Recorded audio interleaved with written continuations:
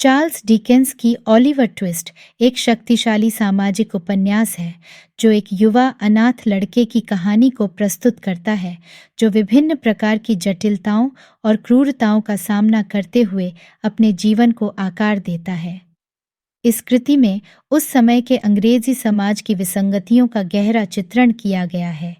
अंधेरी सर्द रात में जब हर एक सड़क पर सन्नाटा छाया हुआ था और हर कोई अपने अपने घरों में सुरक्षित सो रहा था, उसी समय लंदन के एक छोटे से गांव में एक अनाथालय के कमरे में एक बच्चे का जन्म हुआ।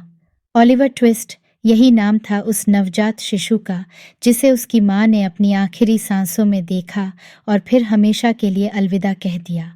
अनाथालय की कठोर दीवारों ने ओलिवर के बचपन को ऐसे सीमित कर दिया था जैसे वह कोई कैदी हो। खाना इतना कम कि जीने के लिए ज़रूरी न्यूनतम पोषण भी न मिल पाए और स्नेह का तो जैसे कोई नामो निशान ही नहीं था।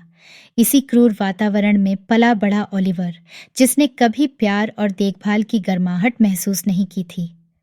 जब वह 9 वर्ष का हुआ तो उसने अपनी किस्मत बदलने का निर्णय लिया। एक दिन जब अनाथालय में खाने की मात्रा और भी कम हो गई थी, तब ओलिवर ने हिम्मत जुटाई और अपने हिस्से का खाना मांगा। यही वह क्षण था जब उसके जीवन में परिवर्तन की लहर दौड़ गई। इसी के साथ ओलिवर की असली यात्रा शुरू होती है, एक ऐसी यात्रा जो उसे अपने अतीत की छाया से दूर ले जाएगी और नए रहस्यों और चुनौतियों का सामना करना होगा। अध्याय 1, अनाथालय से भागना और लंदन की ओर प्रस्थान।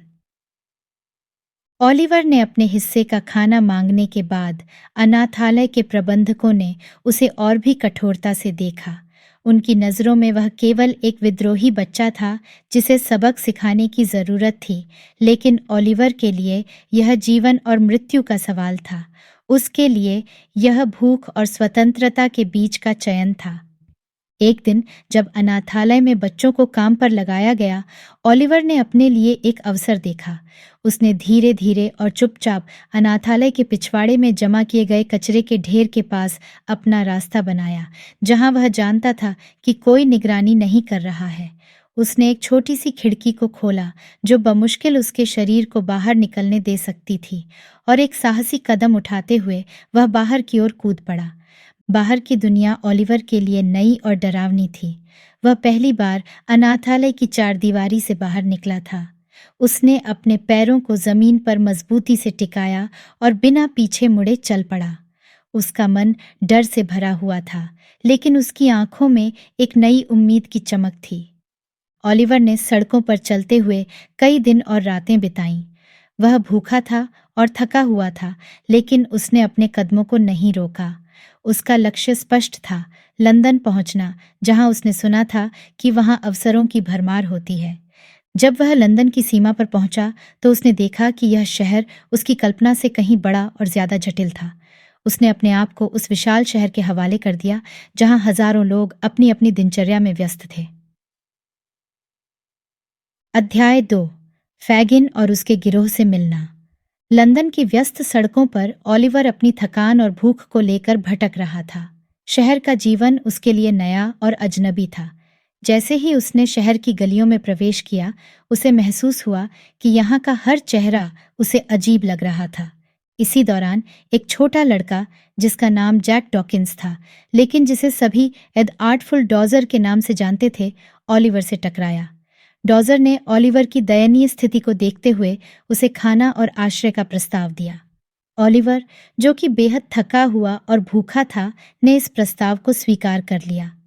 डॉजर ने ओलिवर को एक पुराने और जर्जर इमारत में ले जाया, जहां फैगिन नामक एक बुजुर्ग व्यक्ति रहता था। फैगिन की उपस्थिति में कुछ ऐसी थी जो ओलिवर को एक साथ विस्मित और आकर्षित करती थी। उसकी आंखों में चालाकी और धूर्तता की एक झलक थी, और उसके हाव भाव में एक निश्चित प्रकार की कुटिलता थी। फैगिन ने ओलिवर का स्वागत किया और उसे गिरोह के अन्य सदस्यों से मिलवाया। ये सभी लड़के ओलिवर की उम्र के आसपास के थे, लेकिन उनके चेहरे पर जीवन के कठिन अनुभवों की छाप स्पष्ट थी। इन लड़कों ने ओलिवर को अपने बीच में जगह दी और उसे उनके दैनिक कामों में शामिल होने का निमंत्रण दिया। फैगिन का गिरोह चोरी और ठगी के कामों में लिप्त था। ओलिवर को इस बात का जल्दी ही एहसास हो गया कि उसका नया आश्रय उसे किसी सुरक्षित और सम्मानजनक जीवन की ओर नहीं ले जा रहा था। हालांकि उसके पास विकल्प कम थे। फैगिन के गिरोह के साथ ओलिवर ने जीवन के एक अलग पहलू को देखा और अनुभव किया जो उसके लिए नया और चुनौतीपूर्ण था। जल्द ही ओलिवर को उनके साथ एक चोरी में भाग लेने का मौका दिया गया, जिससे उसके जीवन में एक नया मोड़ आया। यह अनुभव उसे किस दिशा में ले जाएगा, यह ओलिवर खुद भी नहीं जानता था। अध्याय 3। चोरी में पहली भागीदारी और पुलिस पकड़। फैगिन के गिरोह में शामिल होने के कुछ ही दिनों बाद ओलिवर को अपनी पहली चोरी के अभियान में भाग लेने का मौका मिला। इस कार्य में उसके साथी थे बिल साइक्स और डॉजर, जो उसे लंदन की व्यस्त सड़कों पर ले गए। ओलिवर का मन डर और उत्सुकता से भरा हुआ था। वह जानता था कि यह गलत है, लेकिन फैगिन की छत्र छाया में रहने के लिए उसे यह सब करना पड़ रहा था। उन्होंने ओलिवर को एक दुकान के बाहर खड़ा कर दिया, जबकि डॉजर और साइक्स ने एक महिला का पर्स चुराने की योजना बनाई। चोरी की इस घटना के दौरान ओलिवर को बस देखते रहना था और सिग्नल देना था अगर कोई संदेहास्पद नजर आए। हालांकि जैसे ही डॉजर ने महिला का पर्स खींचा, एक चीख गूंज उठी और आसपास के लोगों ने तुरंत ध्यान दिया। ओलिवर, जिसे डॉजर और साइक्स ने घटनास्थल पर ही छोड़ दिया था, अचानक से सभी की नजरों का केंद्र बन गया। लोगों ने उसे चोर समझ लिया और पीछा करना शुरू कर दिया। ओलिवर डर के मारे भागा, लेकिन उसकी छोटी उम्र और कमजोरी के कारण वह जल्द ही पकड़ा गया।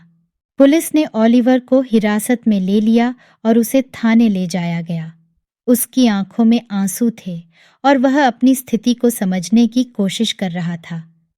उसे जीवन में पहली बार ऐसा लगा कि उसने कुछ बहुत गलत कर दिया है और अब उसके पास कोई सहारा नहीं था।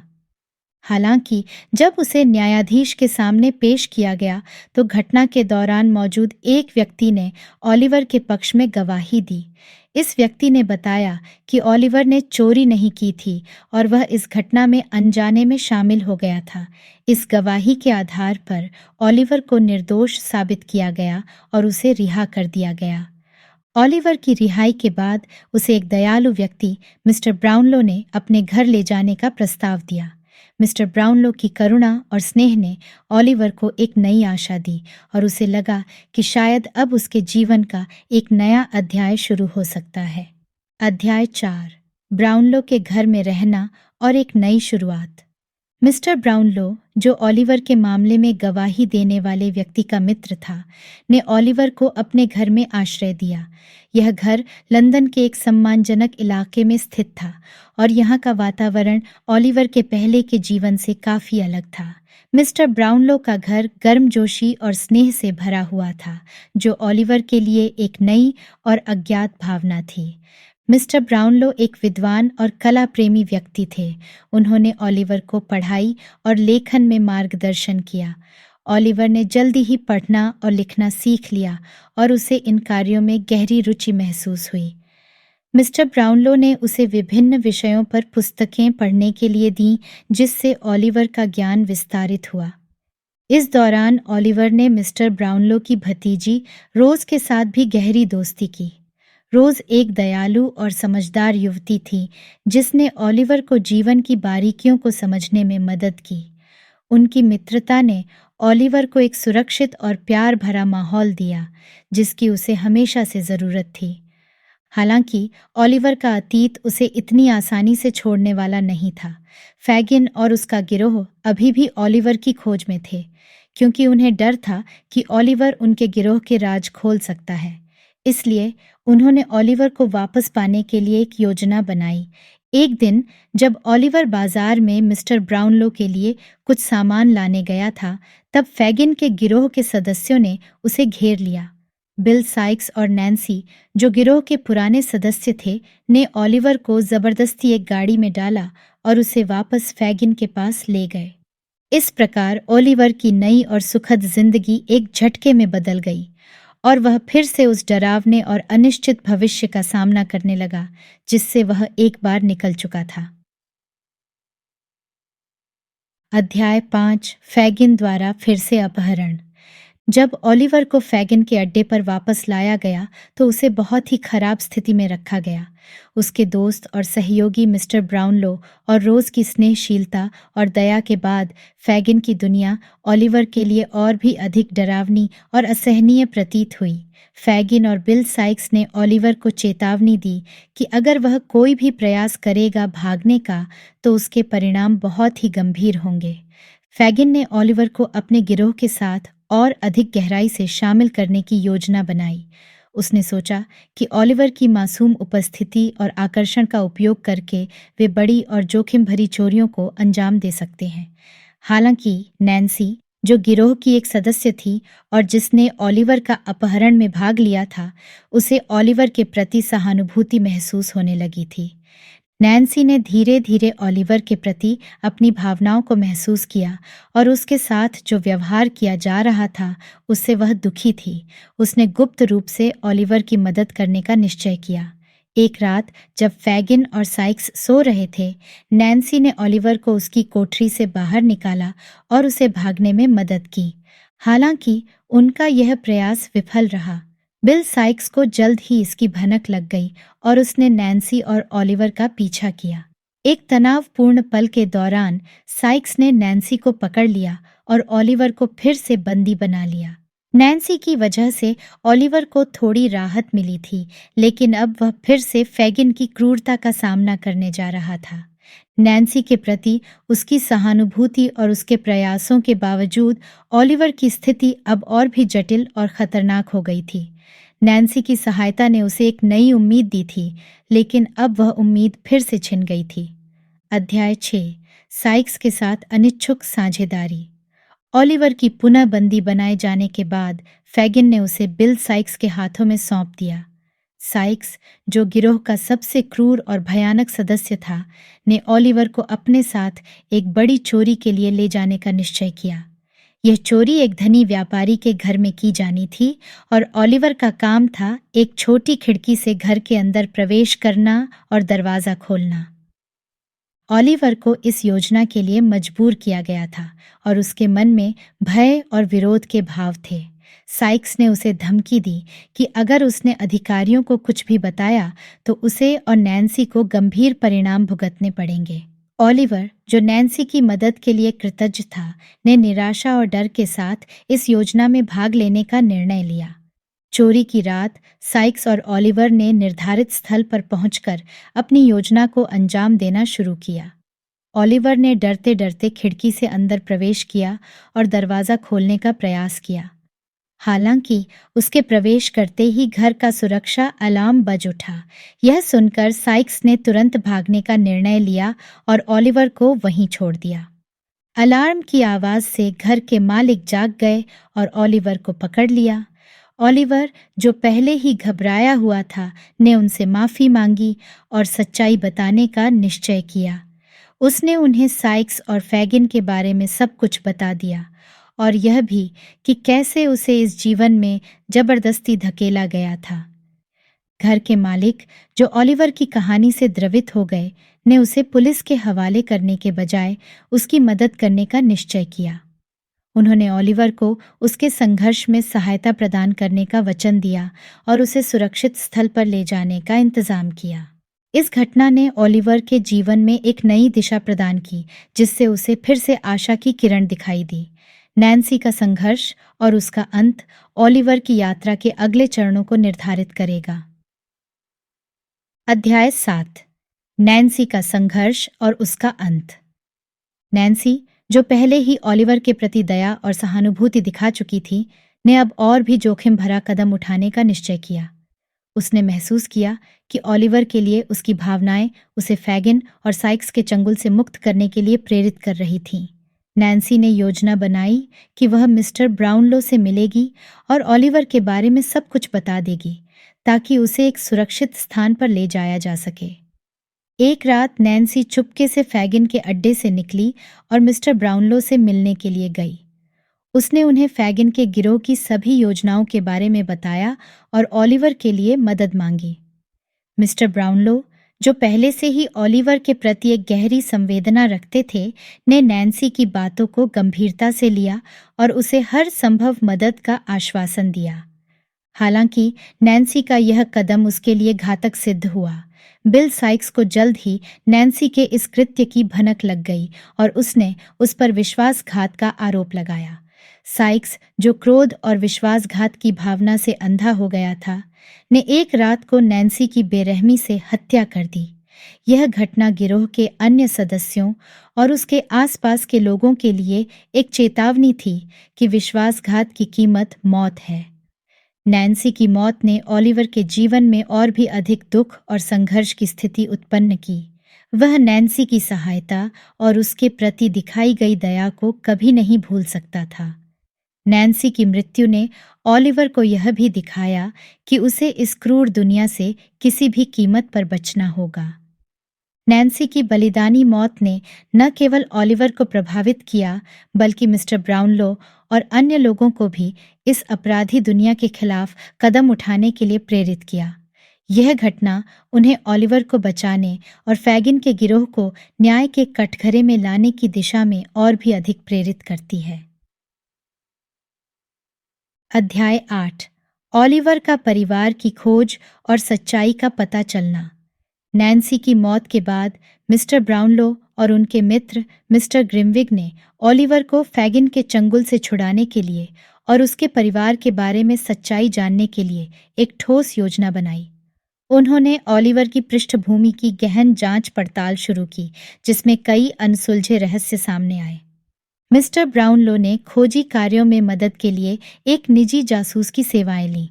उन्होंने पता लगाया कि ओलिवर की मां एग्नेस फ्लेमिंग एक युवा और अविवाहित महिला थीं, जिनकी मृत्यु ओलिवर के जन्म के समय हो गई थी। एग्नेस एक समृद्ध परिवार से थीं, लेकिन कुछ दुर्भाग्यपूर्ण परिस्थितियों के कारण उन्होंने अपने परिवार से संबंध तोड़ लिया था। जांच के दौरान उन्होंने यह भी पता लगाया कि ओलिवर के पिता कौन थे। ये व्यक्ति कोई और नहीं बल्कि एडविन लीफोर्ड थे, जो उसी समय एक युवा वकील के रूप में कार्यरत थे। एडविन और एग्नेस के बीच एक गुप्त संबंध था, जिसके फलस्वरूप ओलिवर का जन्म हुआ। हालांकि एडविन की भी कुछ साल पहले ही मृत्यु हो चुकी थी। यह जानकारी प्राप्त करने के बाद मिस्टर ब्राउनलो और मिस्टर ग्रिमविग ने ओलिवर के अन्य रिश्तेदारों की तलाश शुरू की। उन्होंने खोज की कि एग्नेस की एक बहन थी, जिसे उन्होंने कभी नहीं जाना था। यह बहन मिस मेबली अब भी जीवित थी और वह अपनी बहन के बच्चे के बारे में जानकर उसे अपनाने के लिए तैयार हो गई। मिस मेबली के साथ ओलिवर की मुलाकात बेहद भावुक थी। उसने ओलिवर को अपने साथ अपने घर में रहने के लिए आमंत्रित किया। ओलिवर, जिसने अपने जीवन में बहुत कुछ सहा था, को अब एक प्यार करने वाला परिवार मिल गया था, जो उसे वह सब कुछ प्रदान करने को तैयार था जिसकी उसे ज़रूरत थी। ओलिवर की कहानी में यह नया अध्याय उसके लिए न केवल एक नई शुरुआत का प्रतीक था, बल्कि यह भी दर्शाता था कि परिवार और प्यार की ताकत किसी भी तरह की कठिनाई और अतीत के घावों को भर सकती है। अध्याय 9। समापन और ओलिवर का भविष्य। ओलिवर के जीवन में नई शुरुआत के रूप में मिस मेबली के साथ उसका नया जीवन बहुत सुखद और आरामदायक था। उसे अपने अतीत के दुखों से मुक्ति मिली और वह एक नए और उज्जवल भविष्य की ओर देखने लगा। उसने अपने नए परिवार के साथ खुशियों और सुरक्षा का आनंद लिया, जो उसे पहले कभी नहीं मिला था। मिस मेबली और उसके परिवार ने ओलिवर को शिक्षा और संस्कृति का महत्व समझाया। उसने स्कूल में अध्ययन करना शुरू किया और जल्द ही अपने सहपाठियों के बीच में प्रतिष्ठित हो गया। ओलिवर की बुद्धिमत्ता और दयालु स्वभाव ने उसे सभी का प्रिय बना दिया। इस बीच मिस्टर ब्राउनलो और मिस्टर ग्रिमविग ने फैगिन के गिरोह के खिलाफ कानूनी कार्रवाई जारी रखी। उनके प्रयासों से फैगिन और उसके सहयोगियों को अंततः गिरफ्तार किया गया और उन्हें उनके अपराधों के लिए सजा दी गई। इससे समाज में एक सकारात्मक संदेश गया कि न्याय हमेशा अपराध के ऊपर विजयी होता है। ओलिवर के लिए यह सब उसके जीवन के एक अध्याय का समापन था, लेकिन उसके भविष्य की शुरुआत भी थी। उसने अपने अनुभवों से सीखा कि कठिनाइयाँ और चुनौतियाँ उसे मजबूत बनाती हैं। उसकी यात्रा ने उसे सिखाया कि जीवन में सच्चाई, करुणा और प्रेम का महत्व है। ओलिवर ने न केवल अपने अतीत को गले लगाया, बल्कि उसने भविष्य के प्रति एक आशावादी दृष्टिकोण भी अपनाया। वह जानता था कि उसके पास एक प्यार करने वाला परिवार, अच्छे मित्र और एक उज्जवल भविष्य है। ओलिवर का जीवन, जो कभी अनिश्चित और भयानक था, अब सुरक्षित और प्रेरणादायक बन गया था। इस प्रकार ओलिवर ट्विस्ट की कहानी ने हमें दिखाया कि परिस्थितियां चाहे जितनी भी कठिन क्यों न हो, उम्मीद और साहस के साथ हम हमेशा एक बेहतर कल की ओर बढ़ सकते हैं। इसी के साथ ओलिवर ट्विस्ट की यह अद्भुत और प्रेरणादायक कहानी समाप्त होती है।